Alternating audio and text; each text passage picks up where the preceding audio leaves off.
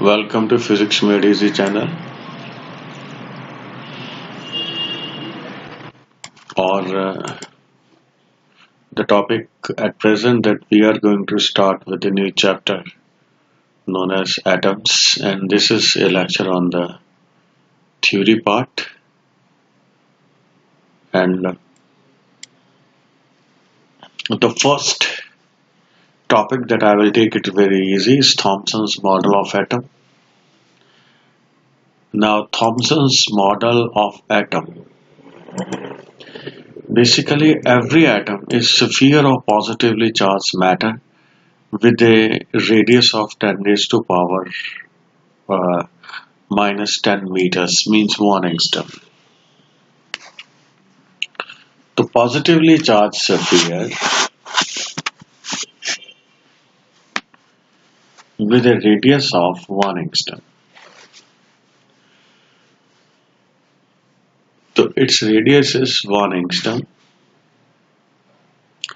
or 10 raised to power minus 10 meters. The positively charge is uniformly distributed over the entire atom. So he says that positively charge is uniformly distributed and electrons are embedded in it. The electrons are arranged inside the continuous positive charge in such a manner that the mutual repulsions are balanced by their attractions with the positively charged matter. Atom as a whole is stable and neutral. Now this is how this diagram is. These are the negative charges depicted inside the dark circle, and there is a positive charge. They are uniformly distributed. Repulsion between electron or positive charges is overcome by attraction between positive and negative charges. Now, it explained to some extent the process like chemical reaction, radioactive disintegration. To explain the spectra of element, Thomson made use of emission of electromagnetic radiations by the vibrating electrons. Such vibrations in electrons are caused by atomic disturbances. He says that electrons, they vibrate due to atomic disturbances. As they vibrate, they are accelerated. To accelerated charged particle, they produce radiations. With this very principle, he explained the spectra of elements. And reactions like a chemical reaction or radioactive disintegration, he also explained it on the basis that positive and negative charge, they are inside an atom. And another idea that he said that the spectra is due to the accelerated charged particle. That means the spectra will be continuous one. But now, drawbacks of the Thomson model. It failed to explain original spectral series. Spectra is discrete. According to this, accelerated charged particles emit continuous radiations. But the spectra is discrete, and it also could not explain large scattering angle. Alpha particle scattering by Thomson model is just like this, so there won't be any large scattering angles in Rutherford experiment. This is the Rutherford experiment. In Rutherford experiment, there are large scattering angles, and these large scattering angles could not be explained on the basis of Thomson model. Before going through the basic aspects of Rutherford model, we will go through this famous experiment, Rutherford alpha ray scattering experiment and discovery of atomic nuclei. Now, in this case, we know that alpha particles are helium nuclei. Alpha particle has got charge plus 2e. And its mass is nearly 4 times the mass of proton. It is a helium nucleus and also called doubly ionized helium atom. It's a helium nuclei and is called doubly ionized helium atom. Now this is the experimental arrangement. Here we have got source of alpha particles, and these are the collimators which reduce alpha particles into a straight line, and here is the beam of alpha particles, and we have got gold foil about 10 raised to power minus 8 meter thick. This is the gold foil, and this beam hits here. About 1 in 10,000 is reflected back like this, and some are deviated through large angles. If few are deviated, only some are deviated through large angles. Gold foil is about 10 raised to power minus 8 meter thick, or 100 angstrom is the thickness. Now this is the detector, so which consists of zinc sulfide screen and microscope, which can be rotated in this circular fashion. And theta is the angle made with the horizontal. Now we rotate this detector like this and keep on counting the scintillations, or the number of alpha particles scattered at a particular angle. Now, experimental arrangement. A source of alpha particle is placed in a thick lead block having a narrow opening. So this is a thick lead block having a narrow opening here. We haven't shown the block. So it has got a narrow opening here. So alpha particles are collimated into a narrow beam. I have already told you this is collimator. It has been rendered into a narrow beam, and then it is made to hit a gold foil which is 100 angstrom thick. And now alpha particles, they are scattered at various angles, and we have got an arrangement of a detector with zinc sulfide screen like this.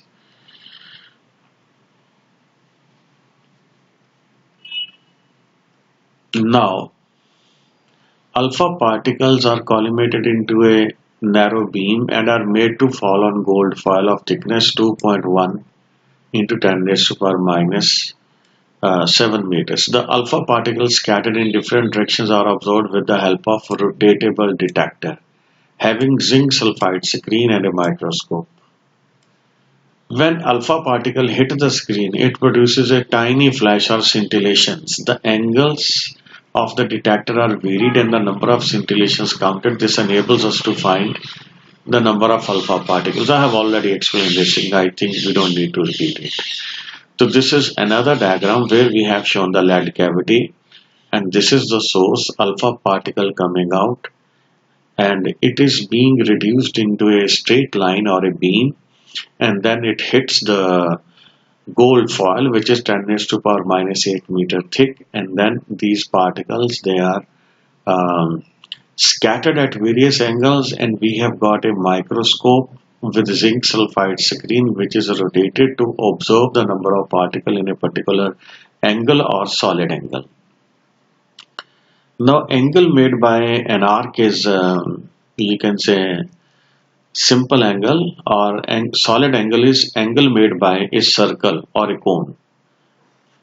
Now observation, the graph drawn between the scattering angle theta and the number of particles of alpha particles scattered at angle theta for a very large number of alpha particles. Now this is the graph scattering angle, and is along x-axis. Here you can see scattering angle is along x-axis, and we have taken number of scattered particles along the y-axis. Now we are representing it by n theta. N theta is number of scattered particle at an angle theta. Now this graph, as the angle increases, when the angle is small, This number of alpha particles scattered at small angle is very large. As the angle is increasing, number of alpha particles scattered goes on decreasing like this. It goes on decreasing like this. And at an angle of 180, it almost reduces to in tens or twenties or 30, you can say. So it means a few particles, they retrace their path. When angle is 180, this is the situation. Alpha particle is bombarded here and it turns back. In this case, theta is 180. And in this case, theta, for example, alpha particle goes like this. In this case, theta is less than 180. And if alpha particle is slightly deflected like this, in this case, theta is less than 90. This R naught is the distance of nearest approach.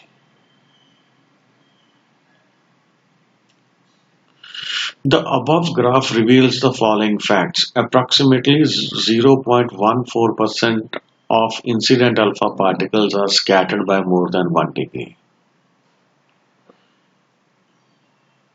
Very few, you can say, very few particles, they are scattered at an angle of more than 1 degree.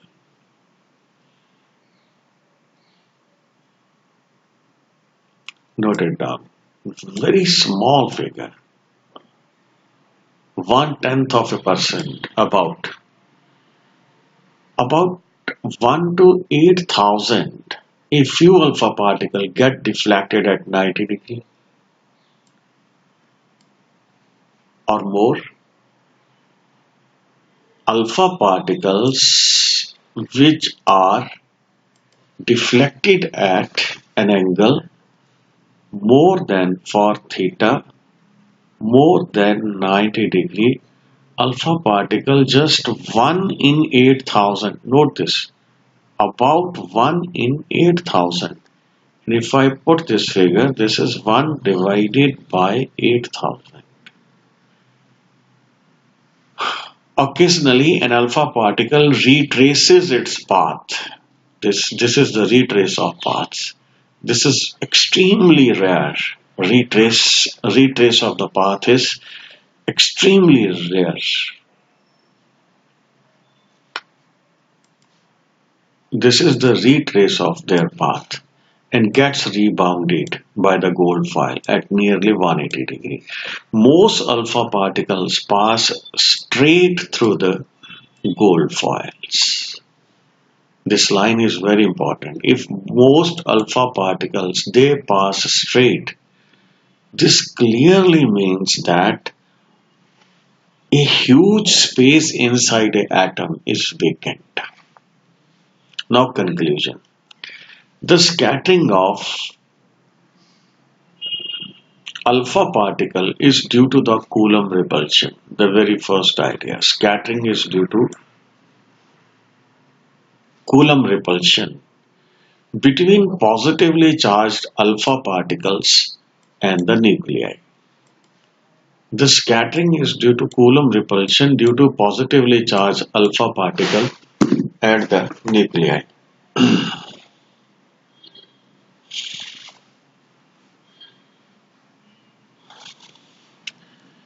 And the next part is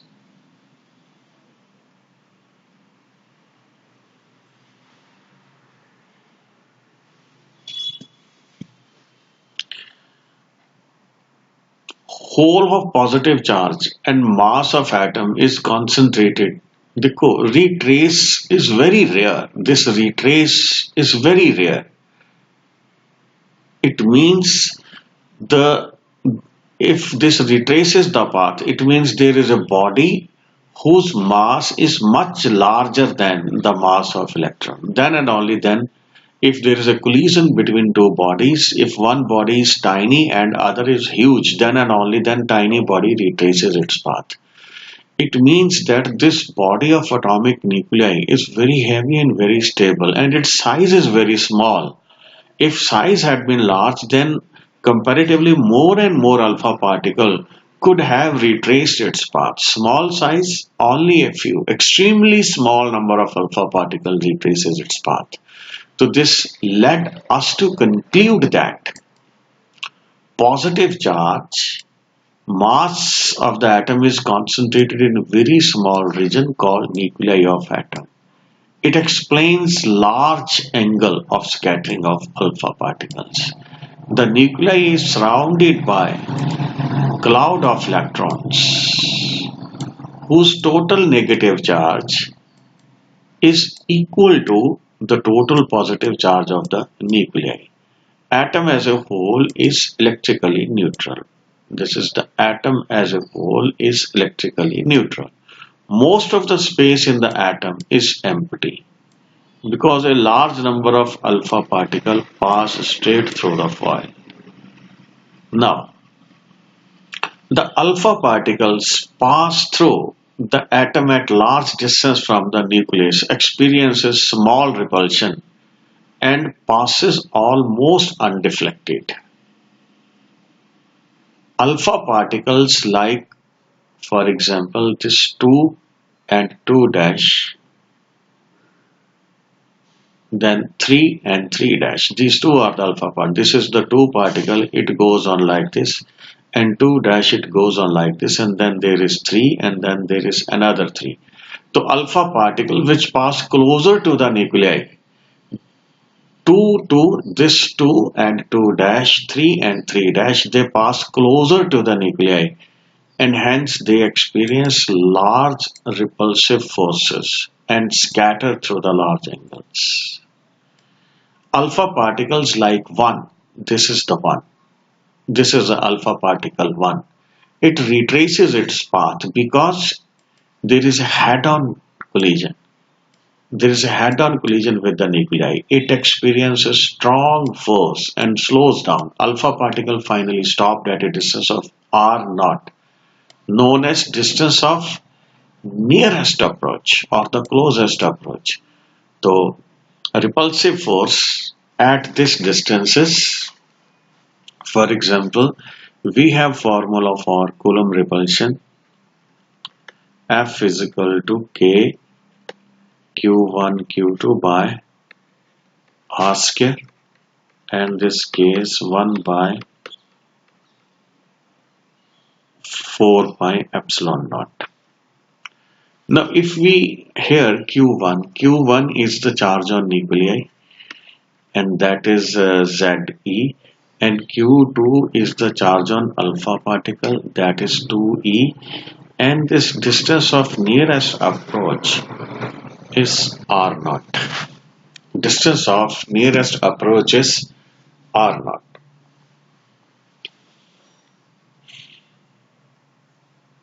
And the next is number of alpha particle.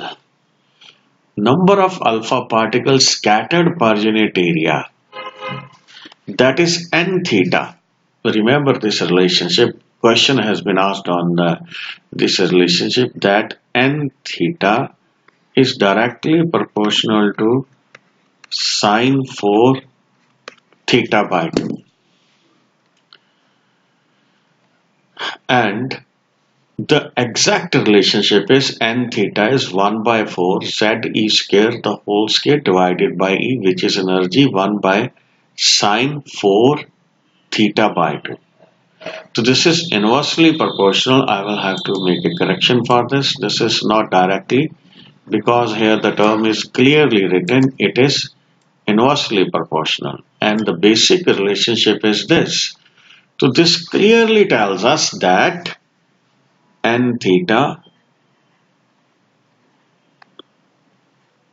is inversely proportional to sine 4 theta by 2. With these words I finish this lecture, and in my next lecture we will resume from here, and I request all of you to view the video and post the comments if there is any improvement needed in this video. If you find it good, then kindly share it.